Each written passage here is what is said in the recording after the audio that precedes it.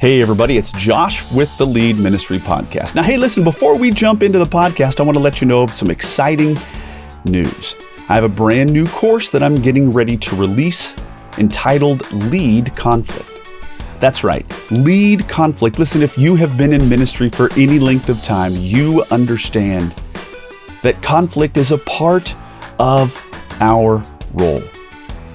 We want to teach you how to minimize the frequency and likelihood of conflict taking place, but we also want to help you strategize how to manage the conflict that does come your way. Now, again, as you would expect, this is a full-length course. Tons of downloads, tons of fantastic strategies. Again, the new Lead Conflict course is coming your way, and we're excited to do this little podcast series that kind of teases out some of the concepts that we're going to be releasing through this brand new course, Lead Conflict. All right, gang, let's jump into the podcast. Hey, everybody, welcome back to another episode of the Lead Ministry Podcast. We are in this series about managing conflict. If you've been in ministry any length of time, you know that conflict is generally unavoidable. Why? Because we're people, and people, you put two or three of us together, yes, the Lord is with us, but also we are bound for conflict. It's kind of the way that it is. But we're grateful that you're here. We're grateful that our friend Bill Van Kirk is here. Thanks, buddy, for being with us. Yeah, it's great to be back. You bet, man. This is a great topic that we're talking about today. We're talking about conflict in this little mini series that we're doing. And let's jump right in. So we're talking about managing conflict. We always seek to kind of define things, define it. We're going to develop it with a principle that's applicable to you in ministry. And then we're going to say, okay, here's how you could actually win with this principle. So again, if you've been with us, we're going to redefine this idea of conflict. What is the definition of conflict? Well, it says this: conflict is a serious disagreement or argument, typically protracted. So you've got a difference of opinion. Maybe, I'm going to say if it's a conflict, a difference of opinion is something. But a conflict is when people got their underwear in a wad, they're a little bit angry, they maybe even got themselves into a fight, Mr. Bill. Mm-hmm. Yes. You've been there, I've been there, it's not so fun. So this is a serious disagreement. This is not just a matter of opinion. Somebody's ticked off and somebody's all up in arms, and you got what I call clean up on aisle 9. That's what I call it. And usually, it does feel that way. Yeah, sometimes it feels like clean up on aisle 9. But the funny thing is that clean up on aisle 9, this idea of a conflict being protracted, it means that it wasn't just a pint of milk that fell on the aisle 9. It's like 3 or 4 gallons of milk that have now all blasted open. And so it's going to take some cleanup. So conflict takes a little bit of cleanup. It takes a little bit of working out. And so one of our little working quotes here comes from Don Miller, and it says this: "Any fool can create conflict. It takes an emotional genius to broker peace." And last I looked, that's part of the calling of being a pastor. And it's hard, man, because we're people too. Yeah, I mean, we can be guilty of all the things we're trying to address, can't we? We sure can. And factor in tiredness, factor in I might be hungry, factor in I might be hangry, and all of a sudden you are not as well equipped to broker peace.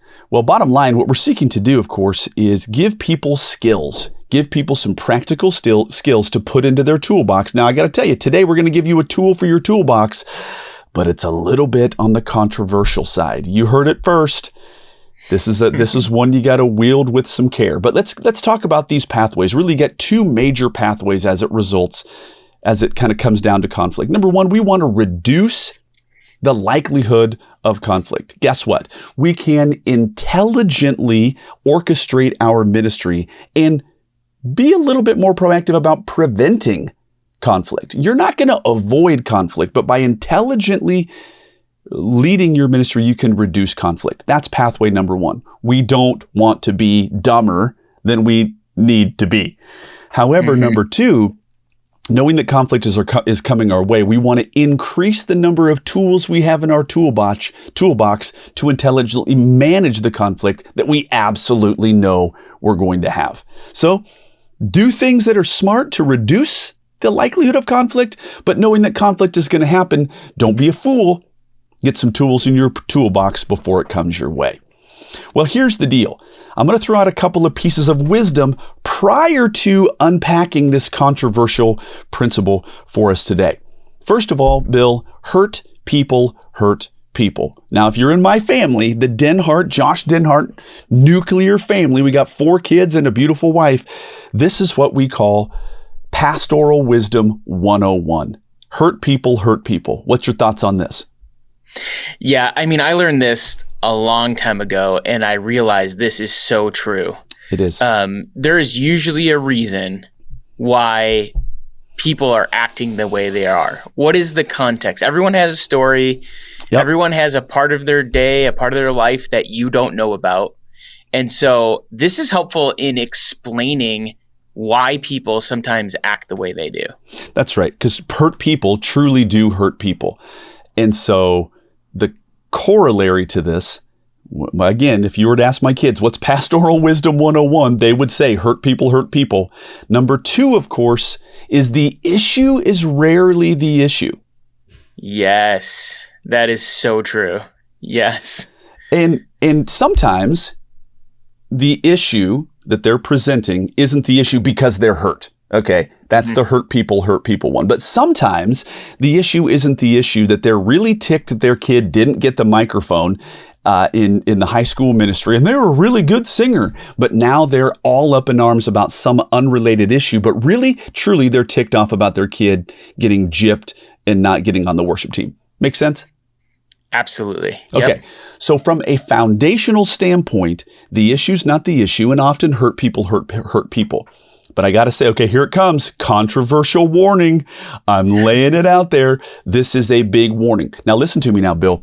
This is a tool in the toolbox. This is not the only tool. This is a rare tool. Like every once in a while, buddy, there are times in history where I have spent $17.50 on one hand tool that will do one simple task, and it's going to go back into the tool bag, and I ain't going to use it very much, but it was super helpful for that one job. Am I making sense? Absolutely. Yep. I've done the same thing. Right? And so it's this super unique tool, but that tool isn't for every job. So podcast listeners, I'm setting this out there. I'm giving a warning. This is controversial what I'm getting ready to share. Okay, I've set the stage. Drum roll, please. Conflict often exists among the immature. Oh. Yeah. Immature people, as opposed to mature people, sometimes spiritually mature people, they know that this isn't that big of a deal. But spiritually immature people, often conflict can exist among them. Now, the reason why this is dangerous is that you can automatically categorize anybody who's giving you conflict as immature. Oh, no. Now you're the immature and foolish leader. We can't just throw on top of someone and superimpose, well, they're bringing conflict, therefore they're immature. That's not true. But this principle still does exist. Bill, can you talk to me? Yeah, I mean, I think I've seen this play out a lot of times is you realize sometimes conflict comes not because something happened and people are responding to it appropriately, but because they don't have the emotional maturity to deal with what's going on. I saw this a lot as a student ministry pastor with students. This is super prevalent. An example was that we had a student who basically, she would go to a get together with other students and, maybe they would play a game, but she was on the outside looking in. And then she basically took that as nobody likes me. And the thing that she had going around in her head that all of the whole group wanted to keep her out of all of the social things. But in reality, none of them felt that way. Right. So she was telling us she had a story in her head And Yep. because she had that perspective, she approached every situation with that hurt and that Exactly. pain of being rejected. And it was a bigger issue than just the group. But it all came to a head because her parents were like, why is everyone so mean to our daughter? You know? Yeah. And so often conflict exists among the immature. Now, this is a rather poignant but little controversial statement. The church is like a swimming pool. All the noise and chaos comes from the shallow end. Interesting. So hear me out. The church is like a swimming pool. Who's in the shallow end of the swimming pool? Little children.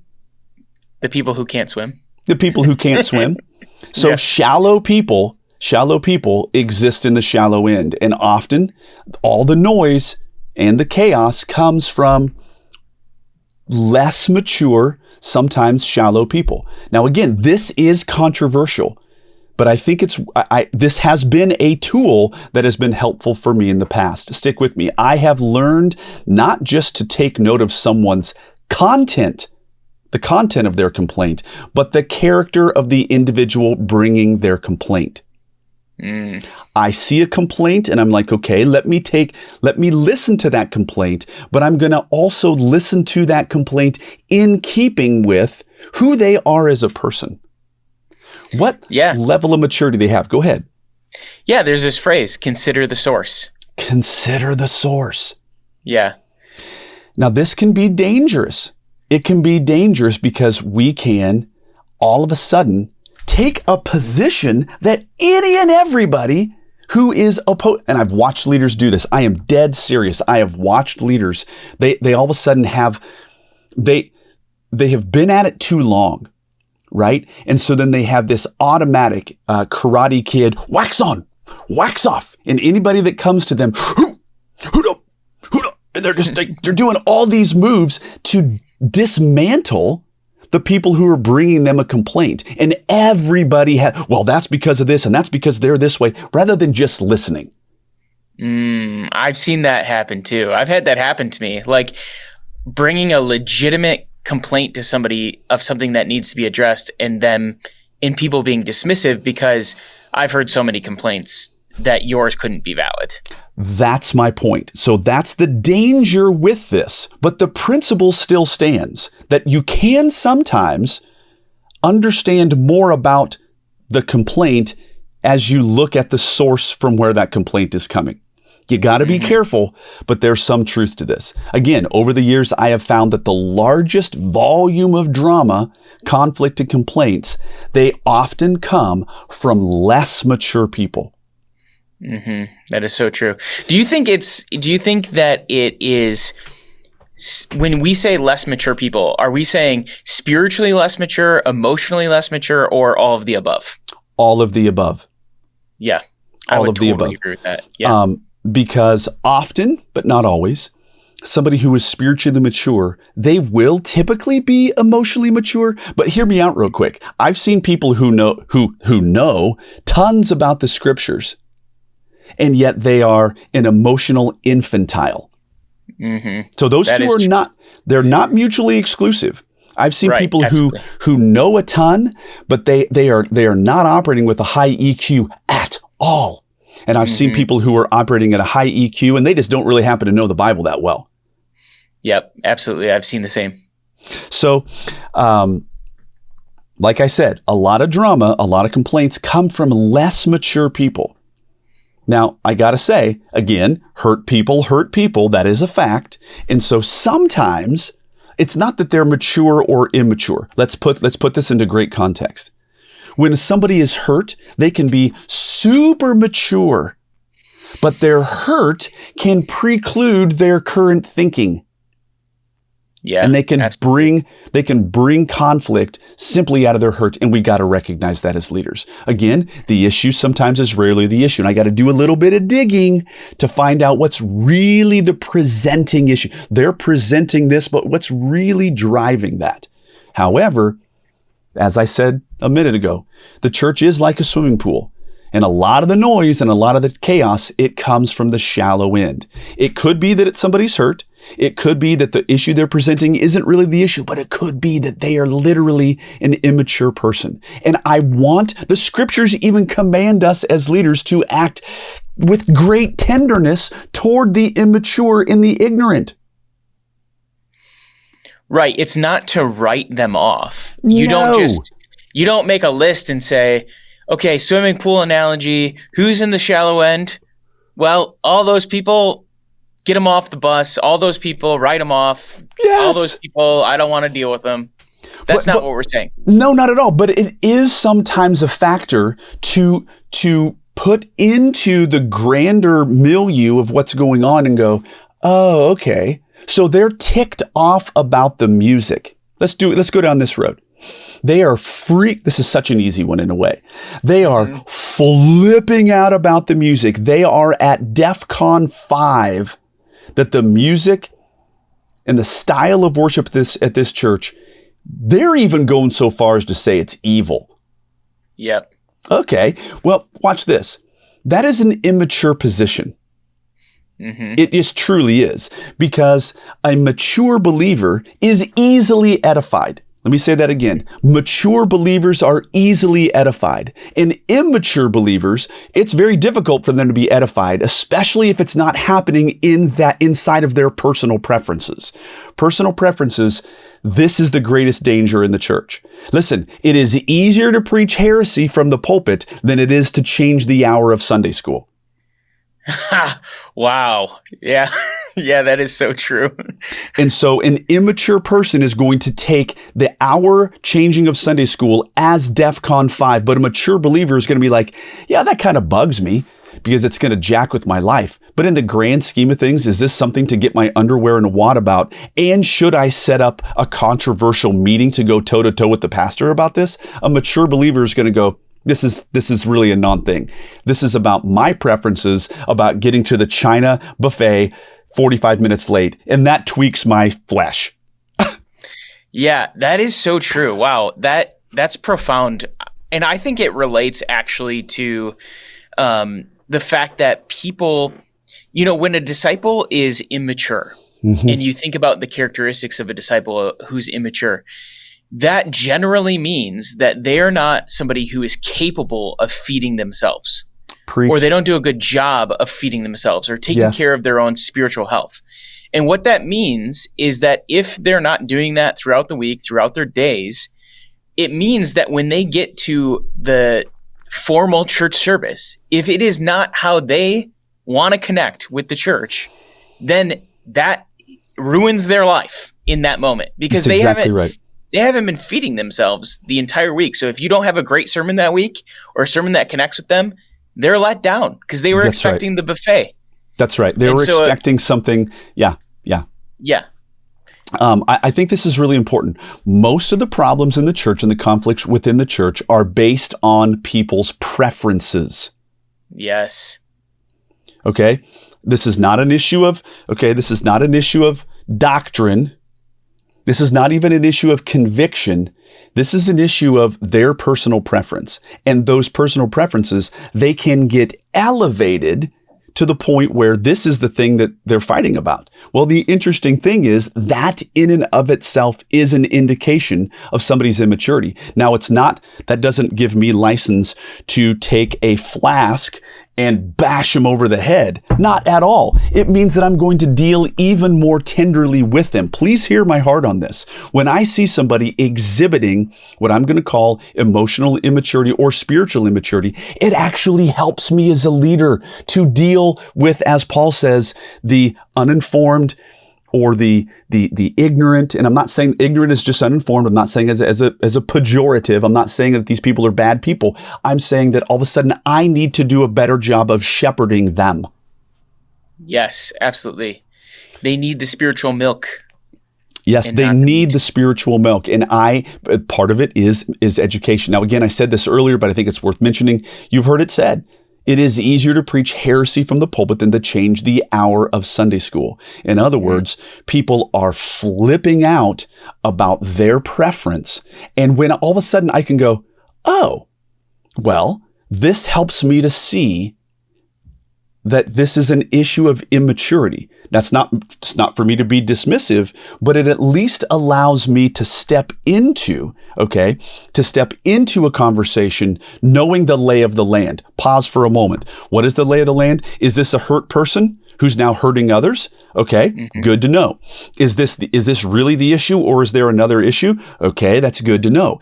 Is this person actually coming from a position of malnourishment and even immaturity? Okay, that's helpful. Now I at least have some standing, and that's going to help me to guide and shepherd that conversation. Here's another quick one. The hour of the Sunday school is irrelevant.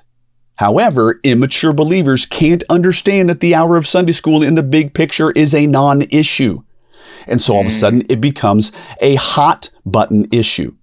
The idea that they're going to the China buffet after church on a Sunday 45 minutes later than they would normally like to go becomes World War III, and that is insane.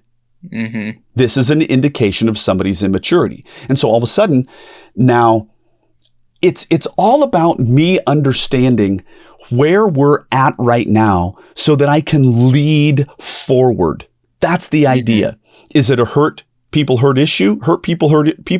Is it the issue's not the issue? Is this a doctrine issue? Or is this they're just immature? That helps me as a pastor to know how to lead forward. Am I making sense? Yeah, I love that. It's kind of like a way to indicate where people are and where the conflict is coming from. That's the whole point. It is not meant as a pejorative. It is not meant to all of a sudden size somebody up and say that they suck as a human and they're an immature believer and they should be dismissed. Far be it. I'll say this, however. Immature believers can elevate their personal preferences to DEFCON 5. This is a hallmark of an immature person. So, what do? Well, first of all, I'm going to give some strong warnings about categorizing people. Because I have, Bill, you said you've watched this, and I have watched this as well. Especially leaders who have been in ministry for a long time, and they have been beat up by other people. They've gotten worn down by conflict. They are sick and tired of people. They didn't get into this line at the job fair to be people's complaint recipient. Yeah, absolutely. The discussion though actually is helpful to understand where this is coming from, because there is the saying that essentially you can't please everyone. And this is answering why you can't please everyone. So I think it is helpful for us to know as we think about when we make changes, when we do things, when you get that, you always get that loud, percentage of people who are complaining to you. Here's some answers for you for why this is happening. And this should inform you in what you can do about that. That's exactly right. And I would say, so as we move forward and kind of close this out, of course, we've defined conflict is what it is. We've said, here's a good principle. Sometimes it's people's immaturity that is the presenting issue. But I got to give some strong warnings about categorizing people as we land this plane. Fact. This principle needs to be handled with extreme care and extreme leadership maturity. Here's the danger of being dismissive. Labeling everyone who questions you as immature is the kiss of death as a leader. You are doomed. Why? Because you're unteachable. Yep.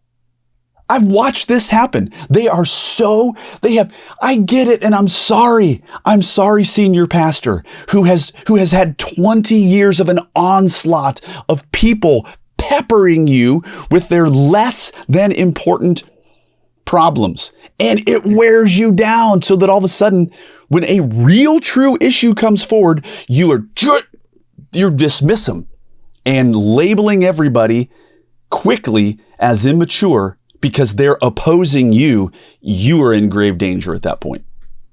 Yeah. I mean, there's such a balance to this, right? Like, it can be a super helpful tool to understand why people are at where they're at. But if you abuse it, you can kind of insulate yourself. It's a protection mechanism for your power and your influence. That's right. Yeah. It's a protective mechanism gone awry. And here's what I'll say.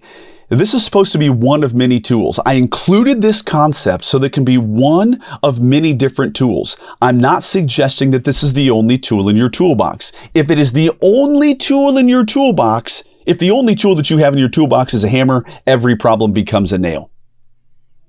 Yeah, so then that looks like every time somebody complains to me, every time there's an issue going on, I can just dismissively say, well, they're probably really immature and they don't really know what's going on anyway. And so I'm just going to keep moving forward, not listening to you. Yep. And so now you have become an echo chamber to your very own self. You have closed off any other inputs. Mm-hmm. So that's a danger. That is a danger. Now watch this. The flip side is I do need to understand that there are some people and their perspective is uninformed. Their perspective is one of spiritual and social and emotional immaturity. Well, okay, now it's my job to deal tenderly with this sheep. Mm-hmm. That's my job. Now, Bill, I'm going to look up something here. I didn't plan on this, but I'm going to look up a passage of scripture, 2 Timothy 2:24 to 29. And I'm going to read this, or 24 to 26, I think. Here it comes. Are you ready? Mm-hmm. It says this, the Lord's bondservant must not be quarrelsome, but be kind to all, able to teach, patient when wronged, with gentleness correcting those who are in opposition. If perhaps God may grant them repentance, leading to a knowledge of the truth, and that they may come to their senses and escape the snare of the devil, having been held by him to do his will. Bottom line, here's what I'll say again. The Lord's bondservant, that's us, ministry leader, must not be quarrelsome. Interesting. But be kind to all. That's not dismissive. It's not nice to dismiss people. You must be able to teach if in fact they're here about the China gate. They want to go to China, a China lunch 45 minutes earlier, and you've made a strategic leadership decision and they're all out of arms about it. Okay. I'm able to teach them that this is a personal preference. This is not an issue of doctrine. Right. And you're able to patiently, with gentleness, correcting those who are in opposition. So this is a hard thing. I think that we need to make sure that we are educating people about the differences between doctrine, between convictions, and between your personal preferences. People have elevated their personal preferences to become issues that are worthy of a major fight. That is a hallmark of an immature person, and we as leaders need to patiently endure that and help bring soft correction. You know, I'm going to make my controversial statement here. Okay, and let's hear it, buddy. Here it is. This concept specifically about preferences and immaturity should be part of every membership class at every church. It was a part of our membership class at our church. Yes. I mean, that concept is so important because people who are in those positions, who are getting mad at preferences, they don't know. They don't know. They really truly believe that this is a DEFCON 5 issue. That's right. They're not trying to be immature. They just happen to be immature. That's right. And so we as leaders, we need to be patient when wronged, and we need to be able to teach. However, what we can't do is automatically go, they're immature, they're stupid, they're a loser, and they're like, get them out of my face. I'm not. Right. No. Are you a shepherd or are you a crass, calloused, like crusty leader? You know what I'm saying? Right. And also the other aspect is how they respond to your gracious leading and teaching will say a lot about where they're going to be. Because I've seen in the church over and over again, people, when they don't get their preferences met, find a new church. Guaranteed. And then they do the same thing over again. And so if that's you or someone you know, you need to encourage them, hey, you need to stick it out. When you find a church that is actually doctrinally sound and you find a church that is following Jesus and making disciples, if you have some preference things that you don't love, those are preference things. You need to stick it out and see what God does in the longevity of that ministry. And the interesting thing, part of the problem is that in America, we got like 85 different types of cereal. Yeah. You have like 42 different types of chips that you can eat. And we have like 18 different churches inside of a not that big of a town. Right. Absolutely. Okay. So it's so easy to go to the place where the music's perfect for you. Until it's not. Until it's not. Yes. And, here's one thing that is a very hard truth is that we all need to own this. Whenever I leave a situation, I go with myself. I end up taking myself to that next church. The issue probably is going to walk with me to that next church because the issue is internal with Josh. Right. So wherever you go, there you are. There you are. So as leaders, I think it's okay to have a healthy lens that says, okay, here's where we're at. This person is exhibiting some immaturity, or they're exhibiting some kind of unnecessary freak out. That is actually an okay thing. I have actually felt far more secure in approaching that conflict when I knew that they were, in a sense, kind of crazy on this. Right. It helped me. It helped me to go, okay, I think they're a little crazy on this. And I've gotten counsel from other leaders. We're not trying to dog or bash this person, but all of a sudden I can go, okay, I know where we're coming from. And now I'm going to be that much more patient when wronged. I'm going to be that much more educated on how to educate them because I know where they're coming from. Right.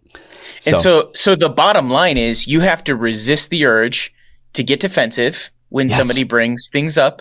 You have to resist the urge to put them in the category of immaturity and dismiss them altogether. And you have to consciously respond with a shepherding heart. To be patient and gracious. That's it. And by the way, remember your original calling, which is to help human beings come closer to God. That is hard work. And it's a lot easier to say, you know what? I'm done with you. Well, that means that we are probably crusty and hurt and harmed. Yeah. And so deal patiently. Because I have watched leaders who have gotten so beat up and abused over years and years and years that they find themselves in a position of just so eager to dismiss people. And I think that's a dangerous thing. Well, gang, I told you this would be slightly controversial. I think that Bill really helped today to round this out. We're talking about conflict. We want you to be able to manage conflict well. My encouragement, I mean this with all my heart, if you were a ministry leader, I would encourage you to look up and hang with and dive deep into 2 Timothy 2:24-26. That's going to be a great guidepost for you. All right, gang, we're talking about conflict, and we'll catch you guys on the next one. Hey, everybody. Thank you guys so very much for tuning in to today's podcast. I hope that it was valuable to you. Before you close this out, I want to remind you that we have a brand new course entitled Lead Conflict. That's right. As you know, conflict is a good case of the inevitabilities, and we want to help you to successfully navigate and manage conflict in your ministry role. So be on the lookout for this brand new course that is going to be dropping soon, Lead Conflict. And thank you once again for tuning into the podcast.